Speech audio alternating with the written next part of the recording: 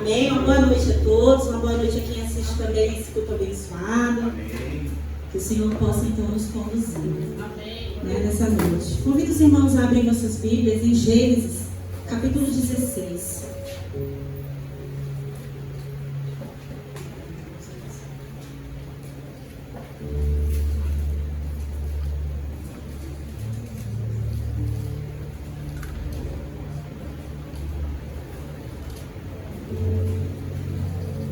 Gênesis, capítulo 16, todos encontraram? Amém? Amém. Onde a palavra do Senhor diz assim: Ora, Sarai, mulher de Abraão, não lhe dava filhos.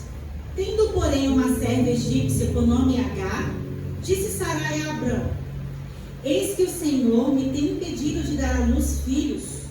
Toma, pois, a minha serva, e assim me edificarei com filhos por meio dela. E Abrão anuiu ao conselho de Sarai.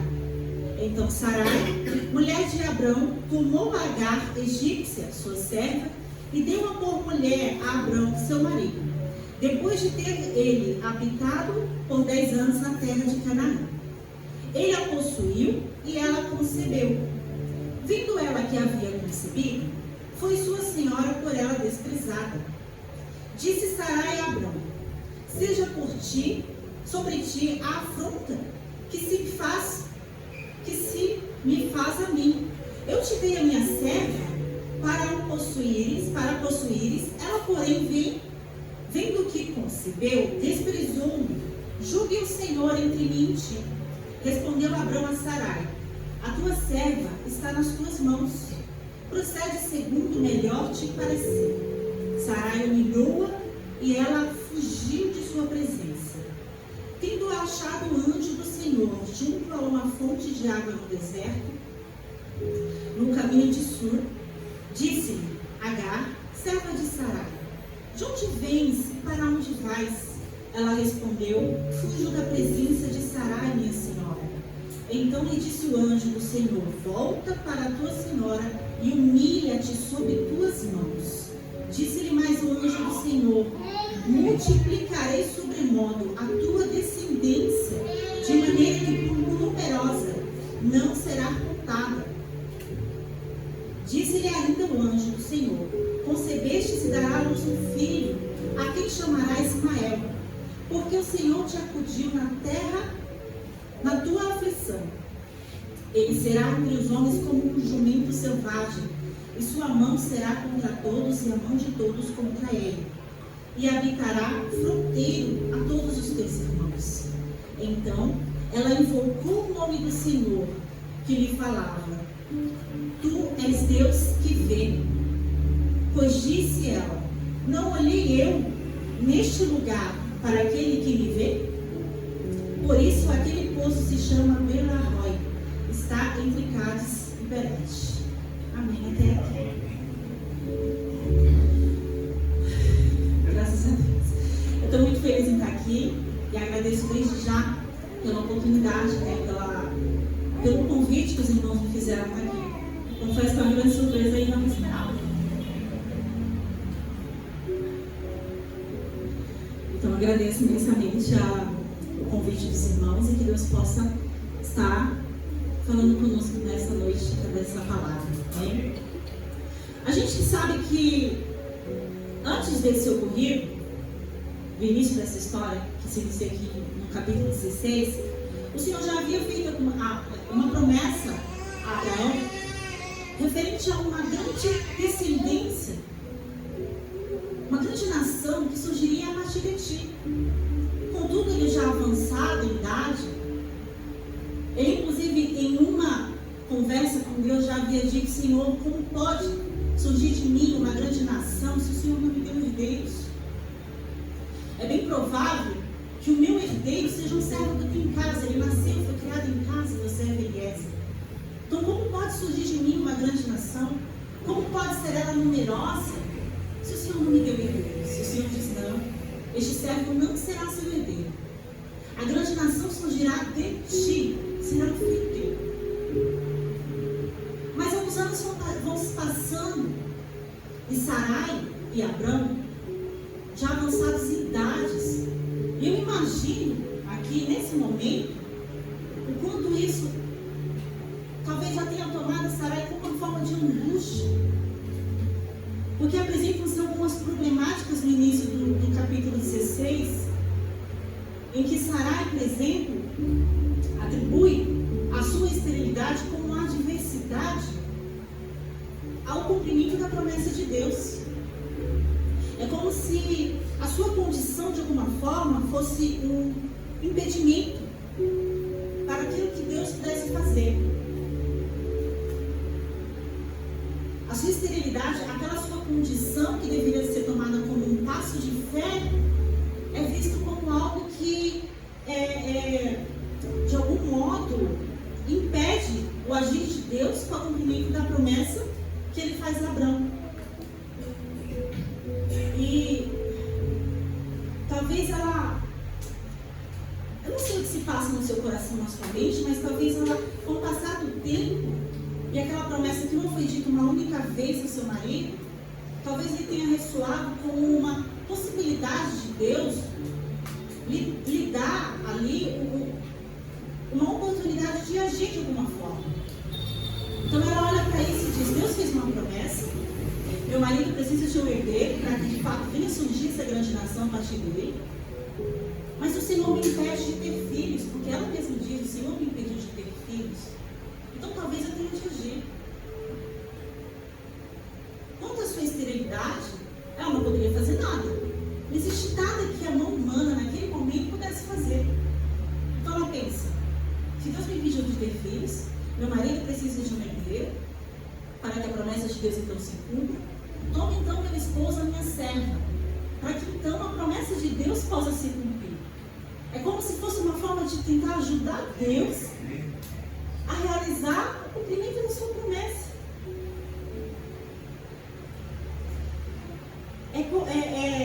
No meio dessa problemática também a gente entende como uma falta de discernimento quanto ao agir de Deus. E que isso também vem ao nosso encontro. Porque naquele momento, na vida de Sarai e Abrão, o que fazer? A palavra de Deus vai dizer no verso 3 que eles já habitavam em Canaã ali por uns 10 anos. 10 anos não são 10 meses, não são 10 dias. E o tempo vai passando e eles já avançaram em idade. E talvez diante desse tempo que passa e uma incerteza do que vai acontecer, isso vem ao nosso encontro no sentido de a gente também, diante de algumas adversidades, não saber muito o que fazer. Sabe, tem essa dificuldade de discernir o que de fato Deus quer. Eu tenho que fazer alguma coisa, eu tenho que agir, há algo que eu possa fazer, ou eu tenho que descansar no Senhor? Como eu disse, naquele momento não viu o que Sarai podia fazer. Não existia uma reza, um chá, nada que pudesse reverter a sua situação. Mas Deus havia feito uma promessa. E eles deveriam crer, ela deveria crer nessa promessa. Mas eu não a vejo como alguém que não crê nessa promessa. Mas talvez ela pense: Senhor, será que ficar por tantos anos aguardando o cumprimento dessa promessa e não fazer nada para realizar? E não fazer nada para que de fato isso venha a se cumprir? E o discernimento, ele vem a partir da intimidade com Deus. Porque como discernir o que de fato Deus quer de nós? Deus quer que nós descansemos? Deus quer que nós agimos? Deus quer que nós nos levantemos? De todo modo, o primeiro passo é orar. É buscar o Senhor e buscar entender, discernir a vontade do Senhor.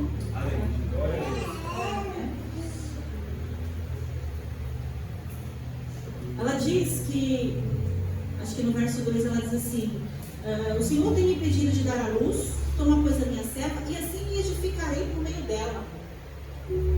Eu olho para isso como se fosse uma cláusula acrescentada, sabe? Deus fez uma promessa, é como se Deus tivesse redigido um contrato. E ela então fala assim: olha, tá, Deus vai cumprir uma promessa, Deus vai dar um filho a Abraão. Tudo bem, se não for por meio de mim, vai ser por meio da minha serva. Tá? Ele vai ter um filho. Eu não vou ser mãe, mas ainda assim eu me edificarei, eu constituirei a minha família por meio dela.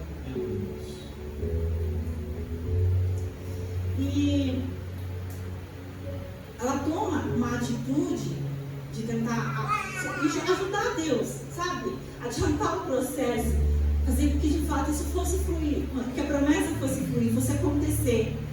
E a gente às vezes tem essa urgência, essa angústia, e acaba metendo os pés pelas mãos e tomando algumas decisões precipitadas diante disso. Entende? E isso, quanto ao discernimento, faltou um pouco de paciência no Senhor. De esperar que de fato a forma como o Senhor iria agir. E houve um pouco de dificuldade, sabe, de anseio quanto à realização do cumprimento dessa promessa. Uma outra problemática que eu enxergo no início desse texto é o tempo, principalmente o tempo. Eles já estavam avançados em idade, havia uma urgência, logo mais provável não haveria mais tempo de Abrão ter um filho, um herdeiro. De onde surgiria essa grande nação da qual Deus prometeu? E tempo é uma das problemáticas que também muito nos afeta. A gente sofre muito com a questão de tempo. Tenta correr atrás do tempo ou tenta antecipar o tempo. Sofre com o tempo passado e sofre desde já com o que ainda vai advir. A gente sofre com o tempo porque o tempo nos é muito corrido, a gente tem praticamente uma agenda para tudo ao qual a gente vivencia nas nossas vidas, a gente tem um calendário a cumprir, a gente tem um horário comercial onde a gente trabalha, aquilo que nos resta a gente chama de descanso, lazer, igreja. A gente tem um tempo determinado para tudo, e tudo ali, planilhado, uma agenda. E por vezes a gente tenta também equiparar esse nosso tempo com o tempo de Deus, e que muito se distancia. O nosso tempo é o tempo de Deus e muito se distancia. Por mais que a gente tente, inclusive, manter o controle do nosso próprio tempo, é o Senhor quem é o Deus do tempo. E quando Ele quiser, Ele vai bagunçar a nossa agenda, o nosso tempo. Enfim, agora acaba concebendo ali e despreza sua senhora. Despreza porque naquele momento ela passa a ser um ser iluminado dentro daquela casa. Ela sai de sua desimportância e passa a ser alguém agora que carrega um filho de Abraão. É uma serva que gera filhos diante de sua senhora, que é estéril. Então ela passa a provocar Sarai, a desprezar Sarai. E Sarai, que foge agora da sua responsabilidade, né? Da sua iniciativa, porque ela tomou a iniciativa. E agora ela se volta contra Abraão e diz: seja Deus entre mim e ti, que julgue ele. Porque eu entreguei a minha serva para que você pudesse né, deitasse com ela, ter um herdeiro, e agora que ela concebeu, me despreze. E Abraão então agora devolve a bola e diz: ó, faça com a tua serva o que você quiser, Sarai. E devolve. E alguém que já estava praticamente furiosa, cansada daquela situação, passa então a humilhar e desprezar Agar. O texto vai dizer que ela humilha, a oprime de tal forma que ela foge de sua presença. E aí que está. Chega um ponto alto desse texto, né? Para mim é o ápice desse texto. Que tendo achado o anjo do Senhor, verso 7, achado-a junto de uma fonte, no deserto, disse a ela: Agar, serva de Sarai, de onde vens e para onde vais? É interessante porque a representação de Deus ali, né? Um anjo que aparece a ela, é Deus indo ao encontro de Agar agora em meio ao deserto. É um Deus que encontra em meio ao deserto. E encontra ela que sabe o seu nome, sabe quem ela é, que provavelmente também saberia de onde ela vem. Mas ele pergunta: de onde vens? Para onde vais? Sarai imediatamente responde: fujo da presença de Sarai, minha senhora. Ela não só responde a pergunta, como ela também confirma a sua identidade. Sim, eu sou Agar. Sim, eu sou serva. O anjo também diz: volta para sua senhora e humilha-te sob suas mãos. Eu sempre tive uma grande estranheza nesse texto. Eu confesso que não é um dos meus textos favoritos também. Não é algo que eu iria com prazer, porque isso já me causou muito desconforto quanto a isso. Até ler e reler e buscar entender de fato a mão de Deus aqui, isso já me causou muito desconforto. Porque você tem uma pessoa que foi tomada como serva, que agora é serva, uma pessoa que deitou-se com seu Senhor para que pudesse conceber um filho, e agora ela carrega o filho, e ela acaba entrando em atrito com a sua senhora. De repente ela é oprimida, de repente ela foge. Eu já me questionei por diversas vezes: Senhor, por que o Senhor não auxiliou Agar a fugir nesse momento? Por que ela teria que voltar, já que o filho que ela carregava não era de fato o filho da promessa? Mas o anjo diz: volta para sua senhora e humilha-te sob tuas mãos. E eu entendo volta aqui em duplo sentido. Volta para a tua casa, volta para a tua função, mas volta para si mesmo. E lembre-se de quem você é servo. E como servo você tem uma missão a cumprir. Você pertence a um lugar, você pertence a alguém, para daí cumprir a tua missão.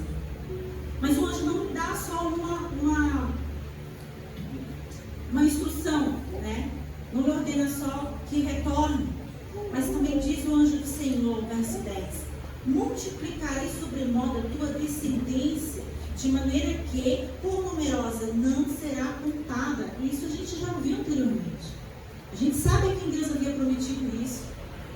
Então o anjo, né, sabe o nome dessa mulher, sabe quem ela era, mas ordena que retorne, mas também ele faz uma promessa. E uma promessa que é estendida, porque é uma promessa que anteriormente foi feita a Abraão e agora é estendida a Agar. Multiplicarei a descendência de modo que não poderá ser contada.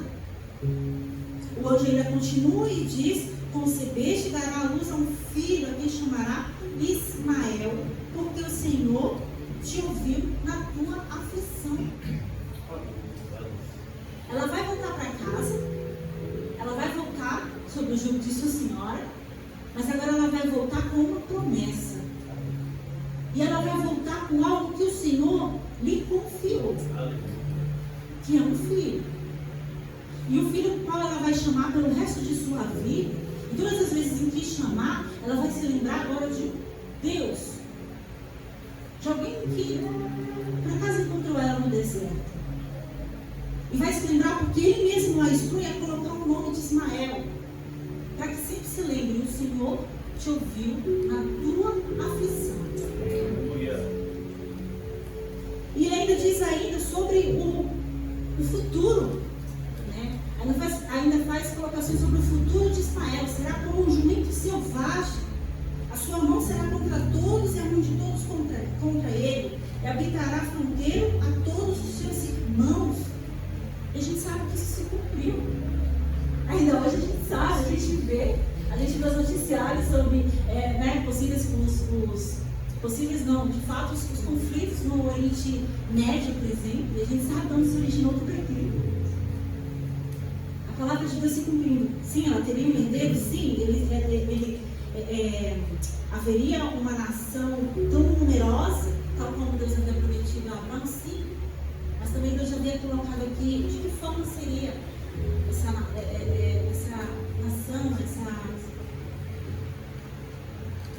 seus herdeiros, né? E o verso 13, eu acho tão interessante porque Agar em nenhum momento se opôs ou questionou a nada que foi dito a ela até então. Eu fico me questionando porque ela não questionou, por que eu devo voltar para minha senhora? Por que tem que ser assim? Não, pelo contrário. Verso 13, ela invoca o nome do Senhor. Algumas versões bíblicas vai dizer que ela dá um nome a Deus. E diz, tu és Deus que vê. H louva ao Senhor. Eu fico me imaginando porque ela é uma serva e ela é de origem egípcia, que provavelmente, possivelmente, quase com certeza, ela deve ter conhecido muitos deuses. E todos eles tinham um posto. E todos eles tinham a sua função, a sua habilidade, o seu poder, o seu nome. Eu fico imaginando que desde quando ela entrou a casa de Abrão, aquele convívio familiar, ela deve ter escutado em algum momento falar sobre esse Deus também. Mas de um Deus que não tem rosto. De um Deus que havia feito uma promessa para um homem. Imagina ela fugindo no meio do deserto, dizendo, gente, que gente maluca, que família maluca. Falam de um Deus, se referem a um Deus, ninguém vê, não tem imagem. Falam de uma promessa que esse Deus fez e de repente ela sai. Apressada, fugindo em meio ao deserto, de repente ela se depara com todas essas promessas, todas essas coisas. Ela não questiona, pelo contrário, ela glorifica. Então, de fato, esse Deus é real. E é um Deus que vê. Porque, primeiramente, ela não vai dizer é um Deus que me vê, é um Deus que vê, é um Deus que tudo vê. E logo em seguida ela diz, não olhei eu neste lugar para aquele que me vê. Então, primeiro ela afirma, eu estou diante de um Deus que tudo vê. Vê o que acontece lá, contempla a Sarai, contempla Abrão, mas também me contempla. Aleluia. E no final do texto vai dizer que aquele poço passa a se chamar Bir-lahai, entre Cas e Perete. Fica como se fosse um monumento ali em meio deserto, para que todos se lembrem de que ali naquele lugar, um dia uma serva fugitiva encontrou o Senhor e encontrou diante dela um Deus que vive e vê, diferente de todos aqueles que ela já provavelmente já conhecia. Esse é vivo. Aleluia. Ele é de vivo, ele vê. Depois disso a gente sabe que muitas coisas acontecem. Depois disso Abrão tem o seu nome trocado por Deus. Deus vem e faz uma aliança com Abrão, muda seu nome para Abraão, muda de Sarai para Sara, faz uma aliança e novamente retorna agora em filho Abraão com a mesma promessa de que ele concederia um filho. E é interessante porque é um momento em que Abraão se coloca de joelho, não para adorar o Senhor, mas ele se coloca de joelho, porque a palavra vai dizer, Abraão se prostra e ri consigo mesmo. E diz, Senhor, como podia nessa idade ainda conceber filhos? Quem me dera se sua bênção alcançasse Ismael? O menino já está aqui. Será que não tem a possibilidade do Senhor cumprir a sua promessa por meio de Ismael? Mas não. Deus diz não. Eu ouço o seu pedido. Ismael de fato será abençoado. Concederei também a ele, através dele, uma grande nação. Ele será pai de 12 príncipes. E a partir disso, uma nação tão numerosa quanto a sua. Mas não, o seu herdeiro virá de ti e de sua esposa Sara. Aleluia. Porque Deus não pega atalhos. Aleluia. Deus não vai cumprir a sua promessa de um modo que nos deixe confortável, para que seja mais econômico para a gente, sabe? Que a gente possa economizar tempo, dinheiro, possa economizar nossa saúde emocional. Mas adiante a gente vai ver em um outro momento que Sara também ri disso. E diz, Senhor, haveria eu ainda prazer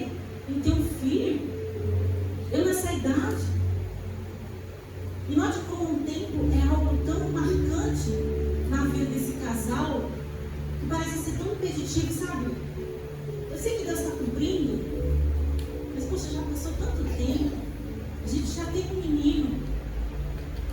Será que Deus ainda vai cumprir isso? Será que... né? Mas Deus cumpre. Deus dá a Abraão um filho. E curiosamente, o significado de Isaac, além de ser filho da promessa, também é aquele que significa aquele que me faz rir, ou algo do tipo. Eu fico imaginando, porque é uma orientação de Deus também. A Abraão dar o nome ao seu filho, que ele tem com Sara, de Isaac. Para eles dois que mal acreditavam ainda, sabe? O cumprimento dessa promessa, ai meu Deus, quando virá? Quando virá? Chegaram inclusive a rir disso.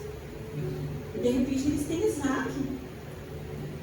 Isaac, filho da promessa. Isaac, aquele que me faz rir, ou rir como Deus. Eu quero muito que isso seja verdade, esse rir como Deus, porque é como se fosse uma forma de Deus dizer também, né? Eu também sei rir, eu também sei. Passando lá para o verso 20, capítulo 21, eu vou passando rapidinho, a partir do verso 8.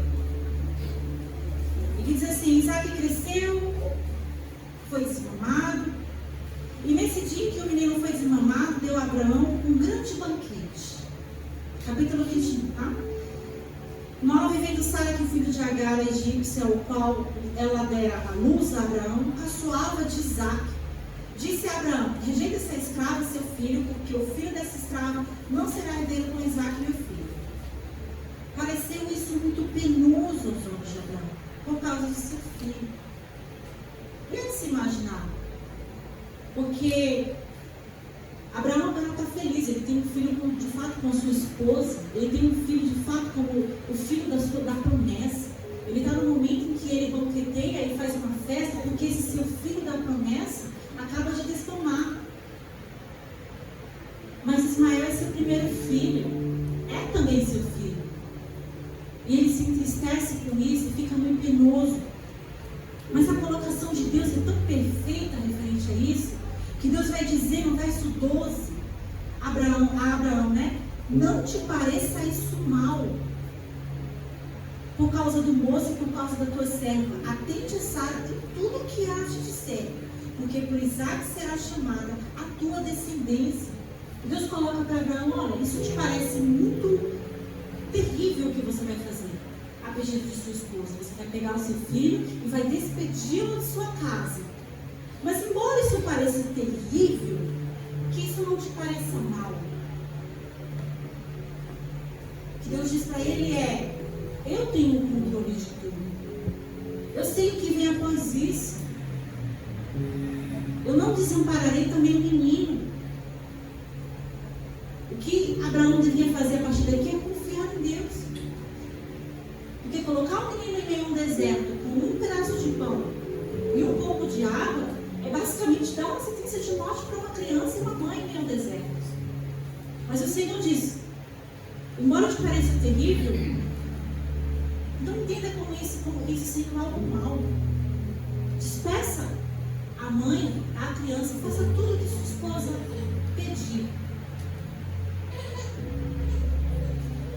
Aí no verso 3 ele diz: mas também do filho da serva farei uma grande nação, por ele ser teu descendente. Ou seja, Deus dá uma aliviada no coração de Abraão.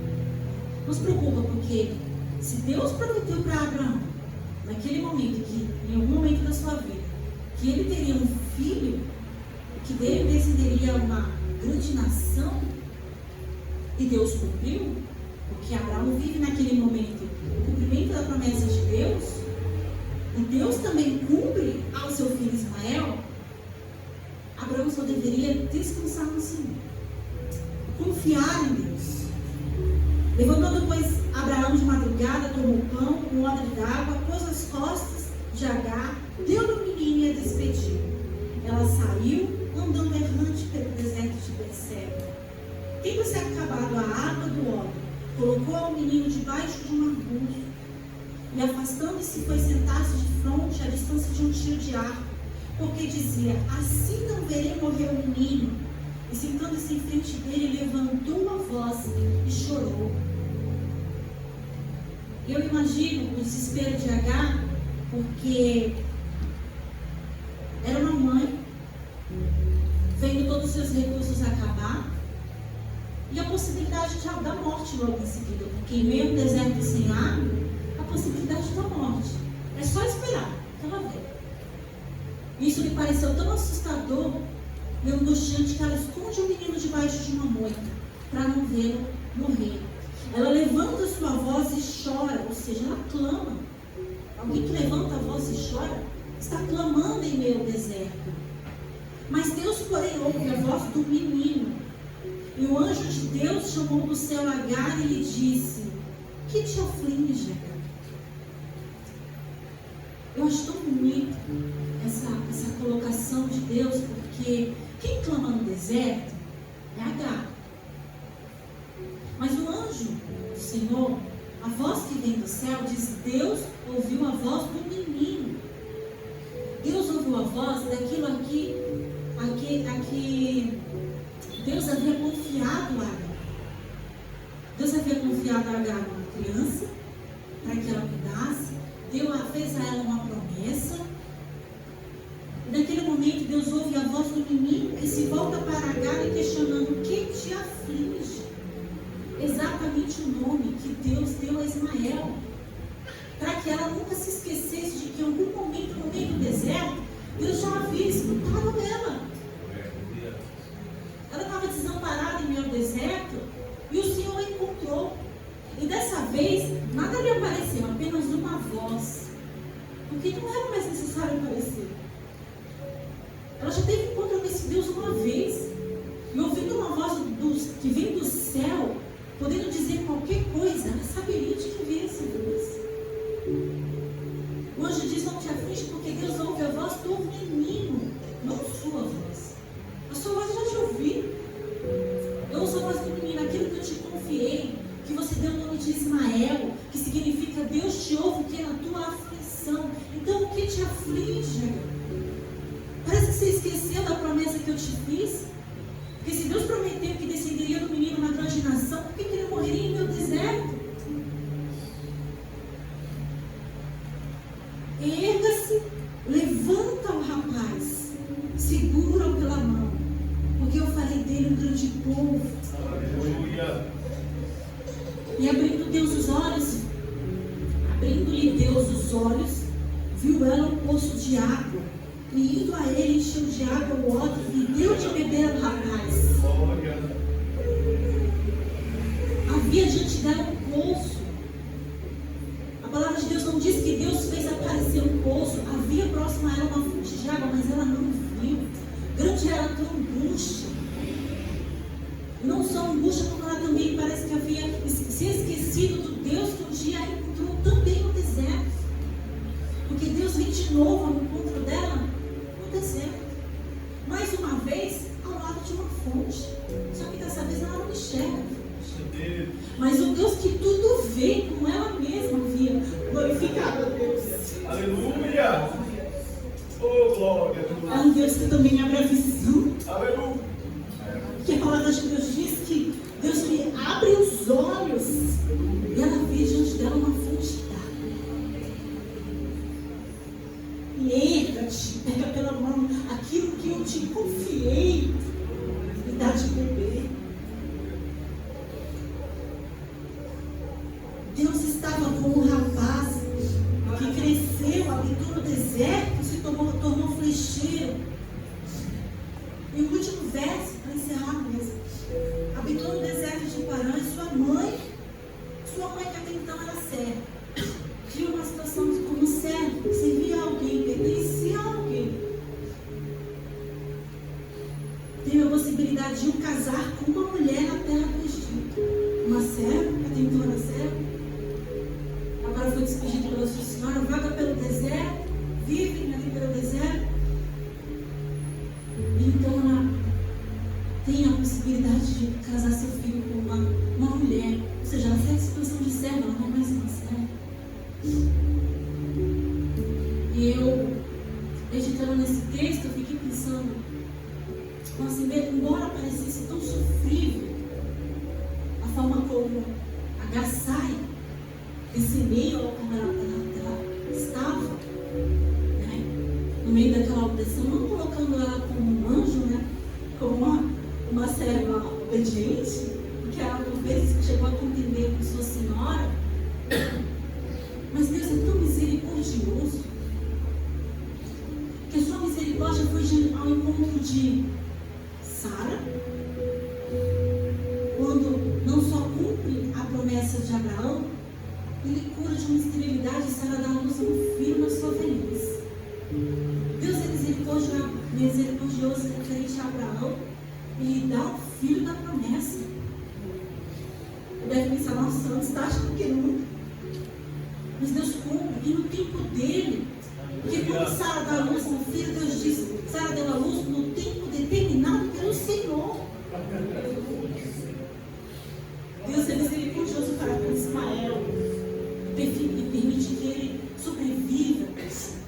Deus é misericordioso para com a sua mãe, que um dia sempre serva, e apesar de ser uma serva desobediente, apesar de seu filho também começar a cumprir com seu irmão Isaac, o Senhor tem misericórdia dela. E aí eu entendi por que Deus permitiria que ela fugisse. Lá atrás, da casa de Abraão, não faria sentido.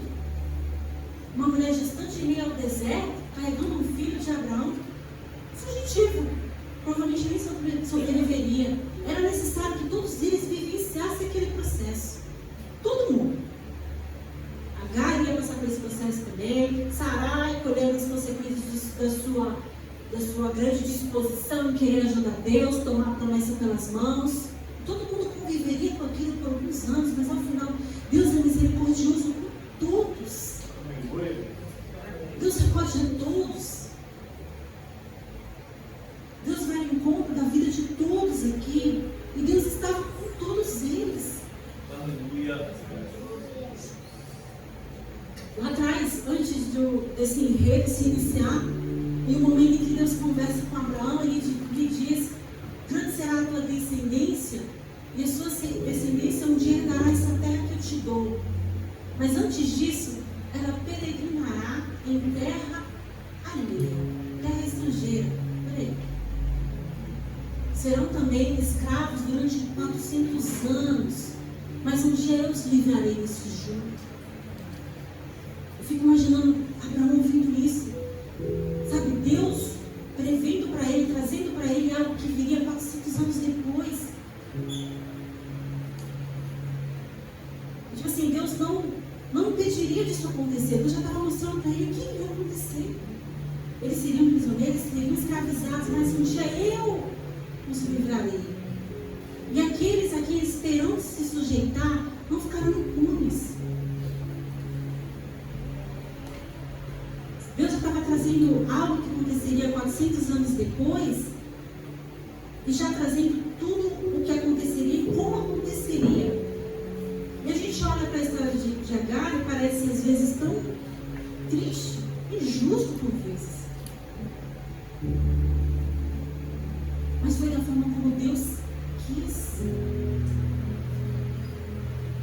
E não permitiu que ela fugisse naquele momento porque ela precisava voltar. Inclusive para si mesma entender quem ela era. Conhecer esse Deus, voltar, se sujeitar, conviver tudo aquilo qual Deus permitiria. Para que então um dia, embora parecesse terrível a forma como ela foi expulsa, e ela não entendeu, provavelmente naquele momento, que ela sai e se sente, a palavra de Deus diz que ela anda errante em meio ao deserto. Mas o Senhor a libertava daquela violência. Daria a ela um outro caminho, uma outra forma de viver em um outro lugar com seu filho, para que então a promessa também dada a esse cumprisse.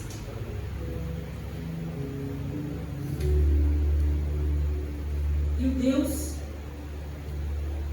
que tudo vê, veio ao encontro dela mais uma vez, ele restaura a visão também, ele fala também mais uma vez. Ele é um Deus que também é o nosso Deus. Um Deus que nos ouve, nos vê, um Deus que nos acolhe em meio à aflição, que para nós só basta ter discernimento em saber como lidar. As meninas louvavam aqui ao início do culto, com ele que dizia: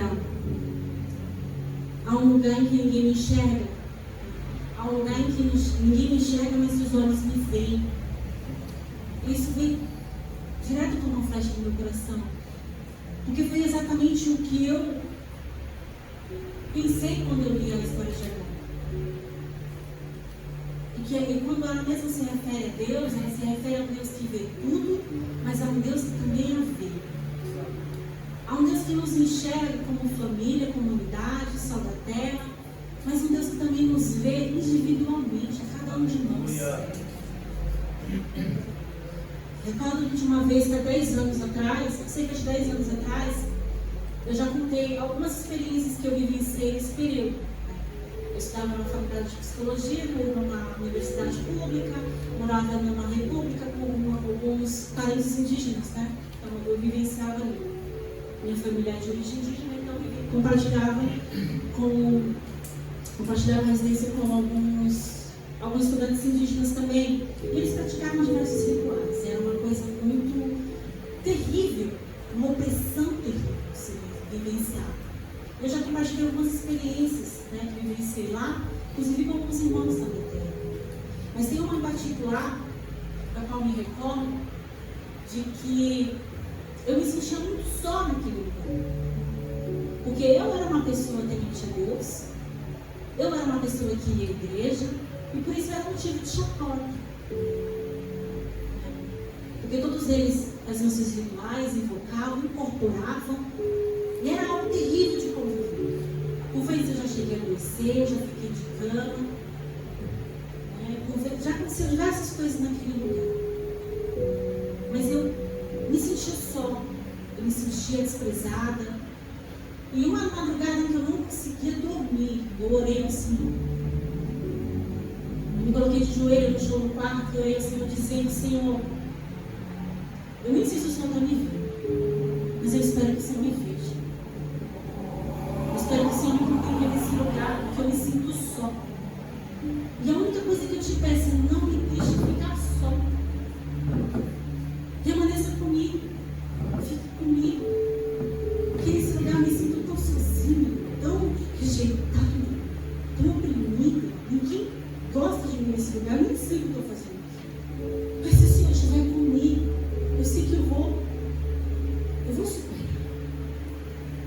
Aí eu fiz mais alguns pedidos, também lembro de ter pedido a Deus que trouxesse de volta os meus irmãos para a casa do Senhor. Eles estavam afastados, não embora. Eu fiz essa oração. Pedi muito para que Deus falasse comigo naquela madrugada, e Ele não disse nada, né? Absolutamente nada. Mas eu consegui dormir. Eu chorei muito e consegui dormir. Passaram alguns dias, eu fui a um culto, uma igreja que eu congregava lá perto, uma igreja batista, bem tradicional. E acho que era um momento de louvor, porque eu estava em pé, só não lembro que eu estava em pé. E alguém me abraça por trás. Cheguei, me abraça por trás, me oculto e diz: eu te vi no chão do seu quarto. Aleluia.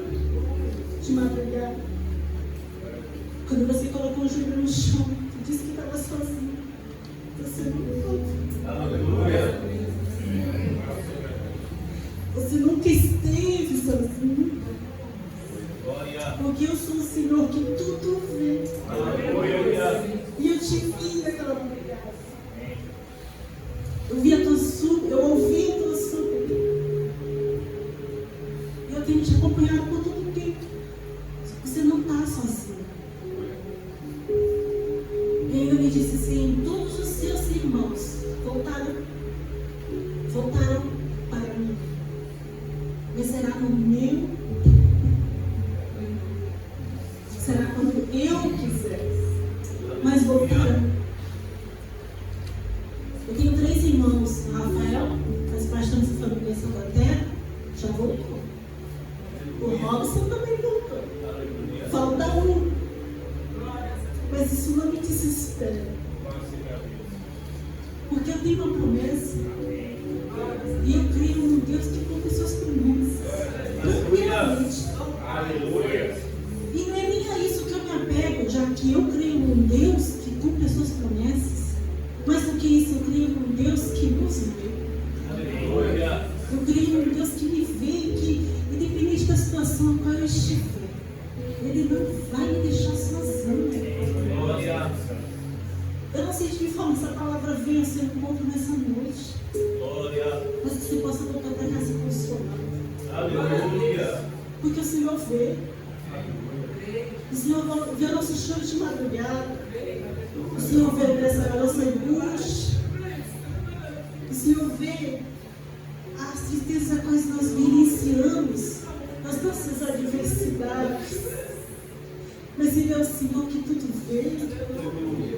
É o Senhor que vai de encontro a nós em meio ao deserto. Que por tantas vezes veio. É o Senhor que claramente tem feito promessas a você.